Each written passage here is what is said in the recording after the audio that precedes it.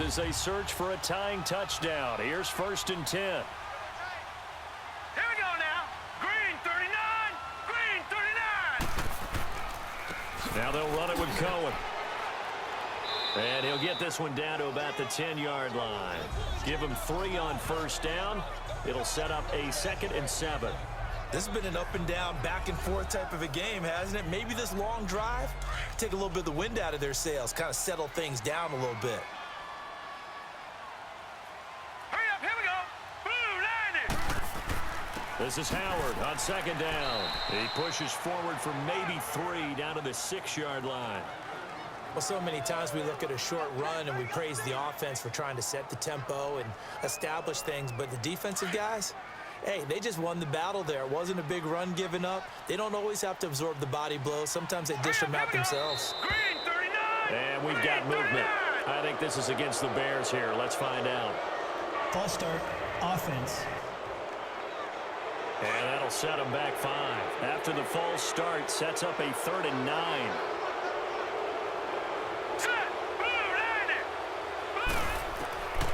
Back to throw.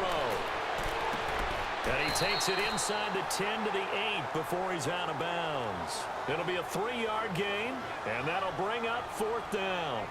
A really nice catch, but bottom line, that should have gone for more yardage. Give him a pass in the flat that allows him to get upfield. There's plenty of distance between him and all the defenders. Actually cost himself some yardage there. Yeah, they got the completion, but it could have been so much more.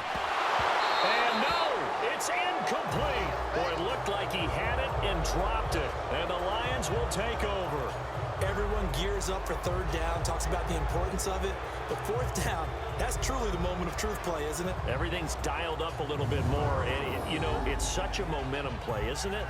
Absolutely, because it can flip either way depending on who converts on 4th down. So out now come the Lions. Their defense forced the turnover on downs. They've got the lead. They're in good shape, but can't go into a shell here, right? Still got to be careful. Yeah, because they're still a long way away from kneel down time. So they've got to work on getting 1st downs, keep the sticks moving, right? Keep the clock going, and above all, ball security. Don't turn it over. Now Stafford. And a quick throw here, that's complete.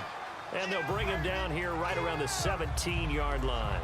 It's an 8-yard pickup, and it'll be 2nd down. And the big guy catches the ball out of the backfield, and oftentimes that's quite a surprise to the guys playing defense because not ordinarily thought as a pass catcher, it often works when they decide to dial it up. Play action. Stafford. Rush coming, and he's taken down. Aaron Lynch not dropping into coverage. He comes on the blitz and takes him down for a loss of 9. Man, he got in there so quickly, Charles. What could the offense have done to adjust and account for that? But what you're hoping is that you figure out and you see and get a clue that maybe there's going to be some pressure coming at you, and you change the blocking schemes. Maybe you go to max protection. The biggest one is maybe you bring your running back in to try and keep you clean. But in that case, that didn't happen. 0 accountability, and a sack resulted. After the sack, Stafford and the Lions come up on a 3rd and long situation. From the gun, here's Stafford. And the pressure gets to him again.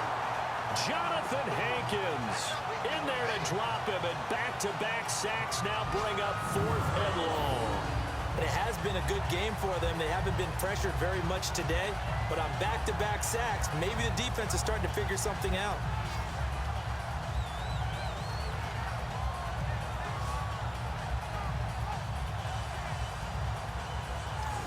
Here's Sam Martin now as the drive goes backwards, so he's on to punt it away.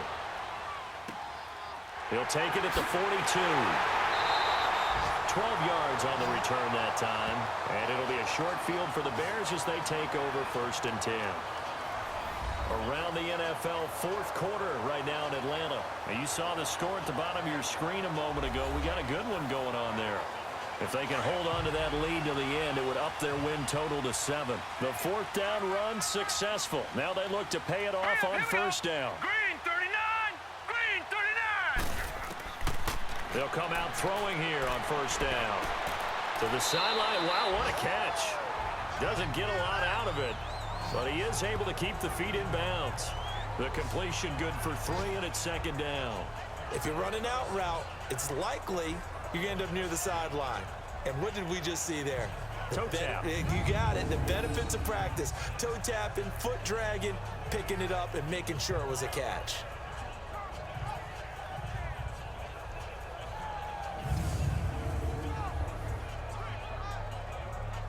That first down completion only netted him 3.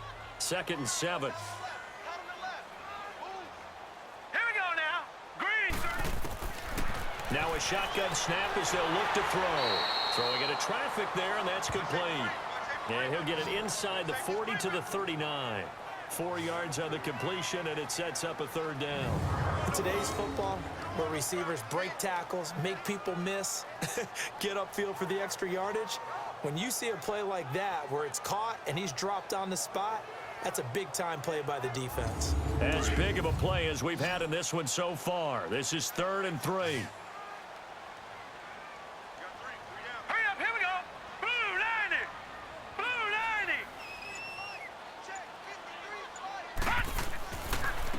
90. They run. This is Cohen. And he'll take this one down to the 36. The ball still a few inches shy of the marker after the 3-yard run, so now a little soul-searching on 4th down. This late in the game, Charles, I think you maybe seriously have to think about going for it. Especially where they are in terms of field position, because this is almost like no man's land. Might hurt your punter because there might not be enough space, maybe too far for your field goal kicker. I'm like the old rule. Possession is 9/10 of the law. Possession is 9/10 of winning the game. Go for it. Get the first down. Close it out. They'll try and pick it up with Cohen. And all the way inside the 15 before they drop it. So not only do they convert on 4th, but they pick up 22 yards in the process. Time for a break. We'll come back, see what transpires after this.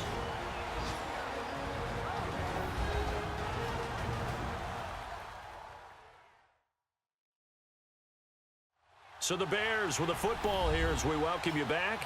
They come up on a 1st and 10, desperately needing a score here on what could be their final drive.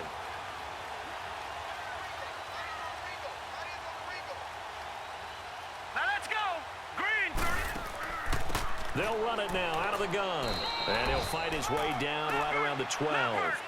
A'Shawn Robinson there on the stop. The Bears moving hastily in the hurry-up offense. They'll look to throw. This will be caught just inside the 10. And he's able to work it here to the 8-yard line. It's a gain of 5. And they're going to face a 3rd down. Back to throw. And that is caught. Touchdown, Bears. Allen Robinson with 2 touchdowns on the season, both in this game. And the Bears are an extra point away from tying the football game. Well, the hard part's done. Now they just need to split the posts, tie it up, but then their defense is going to have to hold up to send it to overtime. Yeah, no matter what. I know there's an inclination in it when you have momentum to go for 2 here, but if you miss it, you don't give your defense a chance at all. Plus, it's been a good game. I want to see overtime. I'm selfish. You obviously don't have a flight to catch. Tomorrow. A very important extra point there, up and good, and we are tied here in the 4th quarter. So that drives 7 plays in length, and it culminates in a touchdown for Chicago.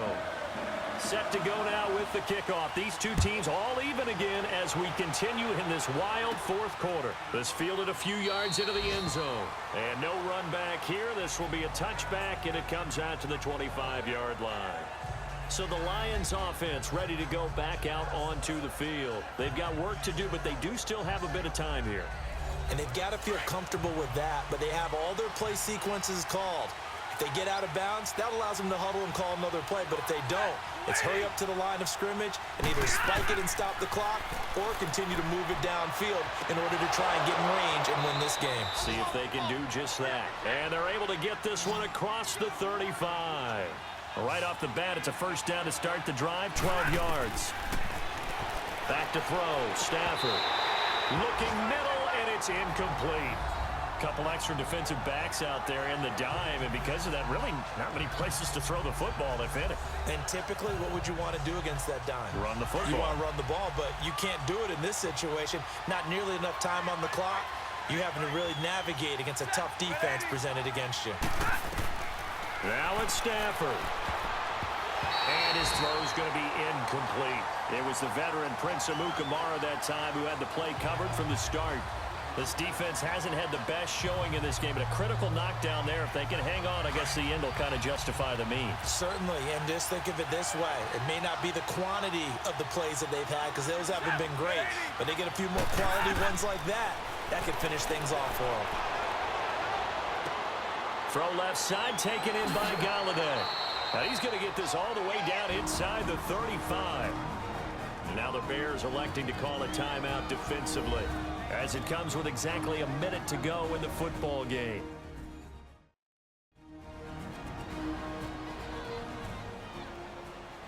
Here we go. Some good games going on in the early window.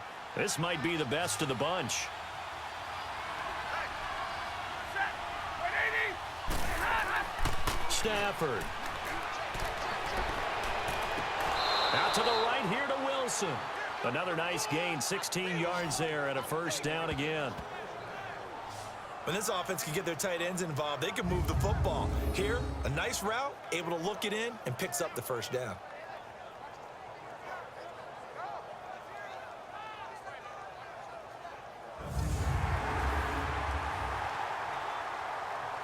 The previous play is under review.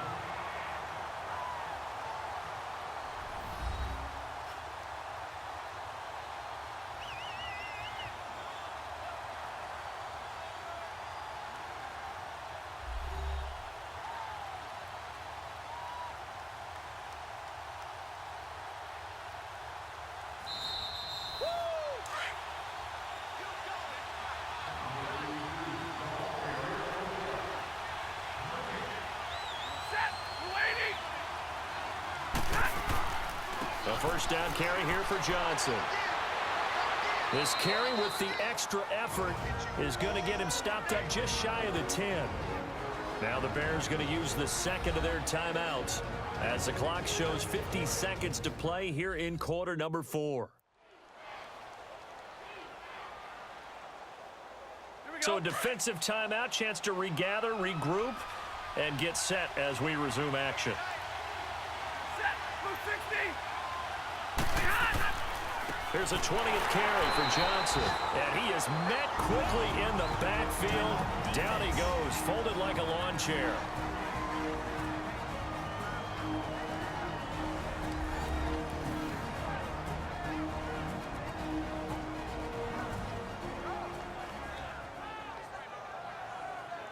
All right, so the timeout over and all 11 men back out onto the field for the defense.